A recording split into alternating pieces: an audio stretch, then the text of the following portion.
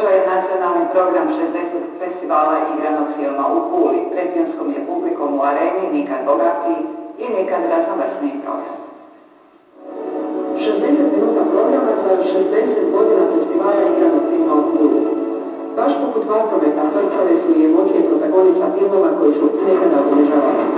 Moje 60 godina života, 25 godina nedolaska u Pulu i 67. prvi dolazak u moju Pulu i tada to stalno dolazila i emocije rade, srce lupa i uzbućena sam.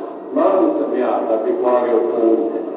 Pula je nama bio najznačajniji festival, iako smo imali mogućnosti da putujemo i na inostrane festivale, uvek je najvažnije merilo bilo Pula.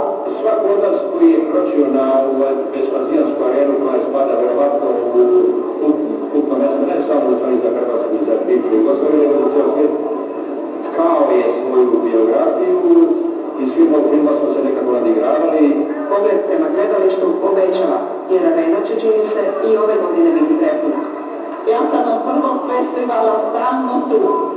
Punih 60 godina. Mislim da Hrvatska može biti doista ponosna što ima najdugovječniji i najposjećeniji filmski festival nacionalnog filma na svijetu.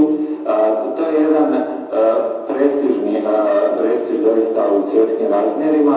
Festival je za filmoljubce otvoren majstorima Dalibora Matanića. Osmi je to njegov film koji se prikazao u Pulskoj areni. Za njega sam autor kaže neozbiljan uradak, a premijera najbolje pokazuje kako publika diše. Prva publika koja gleda film, publika koja možda ne gleda često ni umjetničke neke filmove, gleda više komercijalne i obrnuto, ali ona neka šarolika ekipa je u akutatu. Tako da, kažem ljudima da imamo, zna biti preko 5000 ljudi u areni koji gleda film ovoga, mislim da je to moguće. I tekako, pa i zbog toga je treba prisutna čak i među glavnim akterima filmova, jer Pula je u svakom smislu velika. To je kruna celogodišnji rad, to je taj neko, neće reći umjerana snaga, ali kao neko pašarsko druženje.